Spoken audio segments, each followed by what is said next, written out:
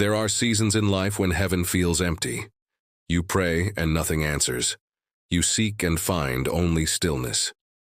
You reach out with all your heart, and the silence that returns feels unbearable.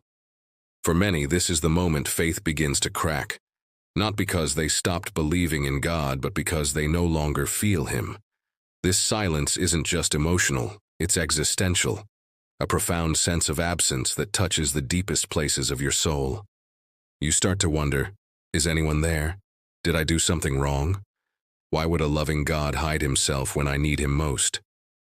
These questions are ancient, echoing through centuries of human longing, and yet they are never more real than when they come from your own aching heart. C.S. Lewis knew this pain intimately. After losing the woman he loved, he wrote in A Grief Observed, "Where is God?" When you are happy, so happy that you have no sense of needing Him, you will be, or so it feels, welcomed with open arms. But go to Him when your need is desperate. And what do you find? A door slammed in your face, and a sound of bolting and double bolting on the inside. This was not the Lewis of calm apologetics or elegant logic.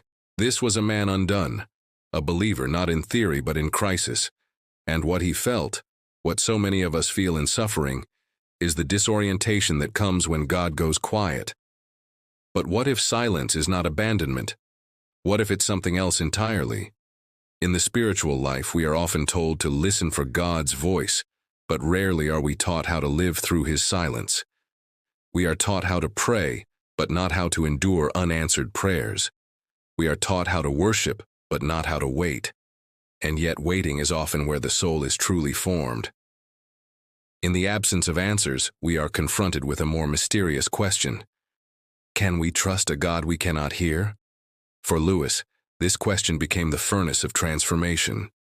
He did not reject God in his grief, but neither did he pretend. He wrote honestly, even angrily, even irreverently, and in that raw honesty something deeper began to awaken, a faith that no longer depended on feelings, but on surrender. A love that wasn't about reward, but about truth. And in time, a new kind of intimacy. A silence not of distance, but of depth. In this first part, we begin our journey into the silence of God, a place that many fear but few truly explore. A silence that is not empty, but sacred, not cruel but cleansing. We will walk with Lewis through the dark night of the soul, not to escape the silence, but to hear what it's really saying. Because sometimes what feels like absence is the beginning of something eternal. Silence has a way of stripping us. It peels back the outer layers of performance, certainty, and emotional reassurance, leaving only what is real. And what is real often is terrifying. In the silence, there is no applause, no signs, no affirmations, only you, and the God you thought you understood. C.S. Lewis walked through this very landscape, and he didn't walk through it cleanly. His journal in A Grief Observed is filled with contradictions. One moment he speaks of despair, the next of stubborn hope. One paragraph rages at the silence of God, the next surrenders to a love he cannot feel, but still chooses to believe in. This, perhaps more than anything else, is the mark of spiritual maturity. Not that we no longer question, but that we question faithfully. That we remain in relationship even when the voice on the other end of the line is silent. Grief has a way of revealing the fault lines in our faith. For many, it's the moment they leave religion entirely. For Lewis, it was the moment his faith was remade. Not because God returned with thunder, but because Lewis began to hear something quieter, deeper, older than emotion. In the stillness, he began to realize that God was not absent, he was silent. And silence, though uncomfortable, is not the same as departure. When a teacher stops speaking during a test, it's not because they've abandoned the classroom. It's because the time for instruction has passed, and the time for proving what you've learned has begun. Lewis began to see that the silence of God wasn't cruelty. It was a kind of trust, a divine confidence that the soul could walk, even without the hand it once held so tightly. And in that walking, something profound was being formed. strength, honesty, depth. The silence became sacred. He wrote later, "Heaven will solve our problems, but not, I think, by showing us subtle reconciliations between all our conflicting notions. The notions will be knocked from under our feet. We shall see that there never was any problem." In other words, what felt like an unbearable paradox, God's love and his silence, wasn't something to resolve, but something to endure, to pass through, to be transformed by. This is the paradox of divine silence. It doesn't answer our questions, it dissolves them, not by erasing pain, but by revealing that even in pain we are held, not always with comfort, but always with presence. This kind of formation doesn't happen in the light, it happens in the dark, in the place where your prayers echo back to you unanswered, in the hours when your theology no longer holds, in the aching silence that doesn't soothe, but doesn't leave. And as we will see next, it is in this silent, sacred space that something unexpected is born. Intimacy not built on words, but on trust. A relationship with God that no longer depends on his voice, but on his character. Not on what he says, but on who he is. When someone we love goes silent, we assume something is wrong, that they're angry, distant, or have stopped caring. And so, when God is silent, we project the same fears. Maybe he's punishing me. Maybe he's no longer with me. Maybe I was wrong to believe. But love, real love, knows how to be present even without speaking. A mother sitting beside her sleeping child doesn't need to talk to prove she's near. Her very presence, her stillness, is her devotion. And God, whose ways are not ours, sometimes loves us in silence. C.S. Lewis wrestled with this deeply. The pain of his grief didn't only fracture his heart, it fractured his expectations. He had believed in a God who spoke, who comforted, who was near. And suddenly, that God was quiet. But over time, something shifted. The silence did not break, but Lewis did. And in that breaking, he began to hear differently. Not with his ears, but with his spirit.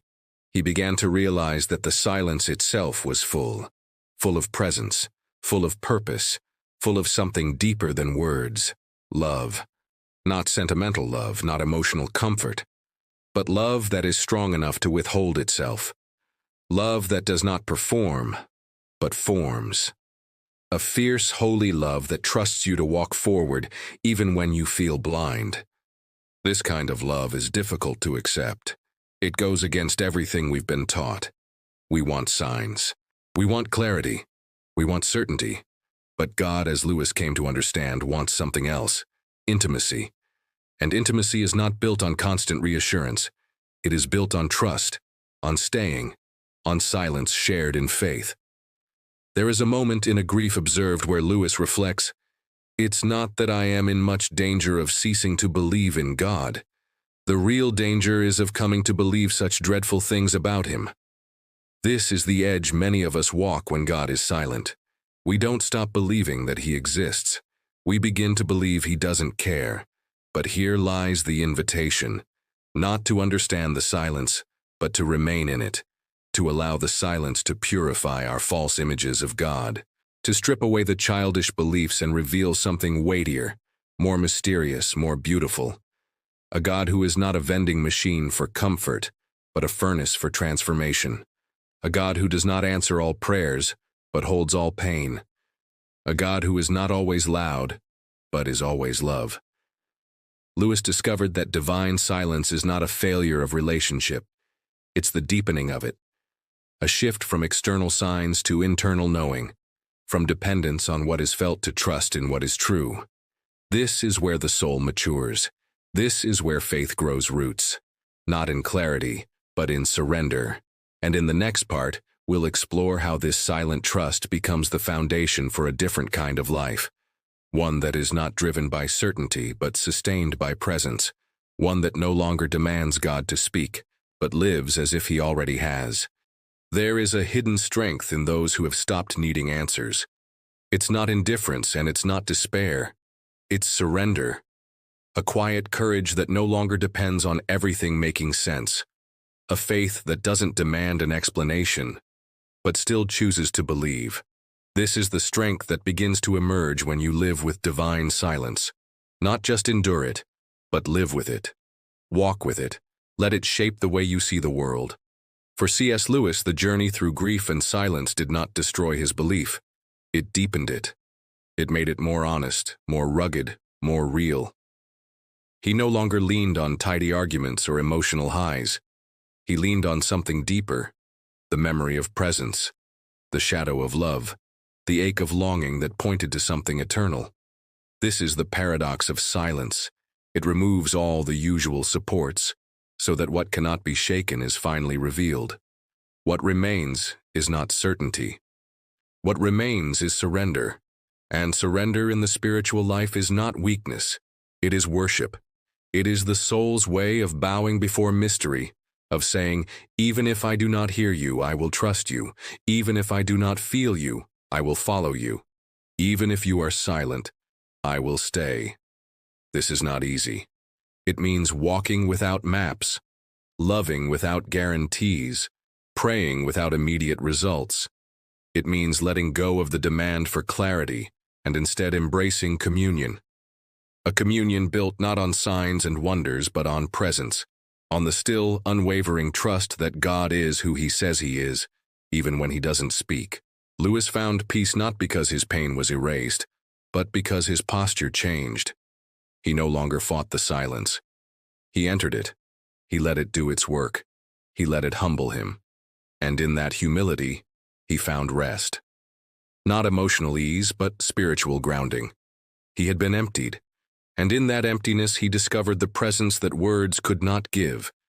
This is the invitation for us, too, to stop demanding that God perform for us, to stop measuring his love by how often he speaks, and instead to begin living as if he is near because he is, even when silent, especially when silent. The deepest transformations happen not when we get the answers we want, but when we live faithfully in the questions. When we stop using faith as a transaction and start living it as a relationship. This is how the silence becomes sacred, not because it ends, but because we change within it.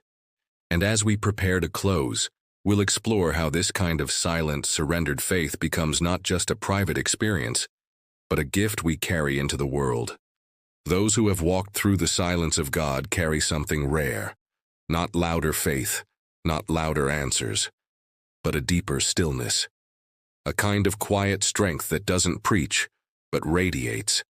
These are the souls who don't panic in the presence of mystery, who don't run from pain, or pretend to know things they don't. They've learned to live without control, to trust without clarity, to love without needing to be consoled. And in that way, they become a light, not because they never felt darkness, but because they stayed with it long enough to find the sacred hidden within it. C.S. Lewis didn't emerge from his grief with a triumphant theology. He emerged with humility. His reflections became more compassionate, his words more tender, his vision of God more mysterious, but also more beautiful. He no longer tried to force meaning where there was none. He simply bore witness to the silence. And in doing so, he gave the rest of us a map, not of escape, but of endurance. A way to walk through the places where God feels absent, and still remain faithful, still remain open, still remain loving. This is the invitation of divine silence, not to abandon belief, but to refine it. To strip away every illusion, every condition, every demand we place on God, until what remains is pure, not answers, but presence, not emotion, but trust, not noise, but truth. And those who walk this path, who pass through the dark night and emerge changed, become vessels of peace for others, not by fixing their pain, but by sharing their presence, by saying, I have been there, and though I heard no voice, I was not alone. That is the voice the world needs, not louder arguments, but deeper witnesses, not perfect explanations, but honest presence. The silence you endure today may become the strength someone else needs tomorrow. The trust you cultivate in the absence of answers may light the way for someone standing on the edge. This is how God speaks through the silent ones, through the broken who remained faithful, through the wounded who remained soft, through those who waited, not for proof, but for peace, and found it, not in the thunder, but in the whisper, not in the light, but in the silence. So when heaven feels empty, do not despair. You are not forsaken, you are being formed. And one day, the silence that felt like absence will reveal itself to have been love all along. A love deep enough to trust you with the silence. A love strong enough to stay quiet, so that your faith could grow loud.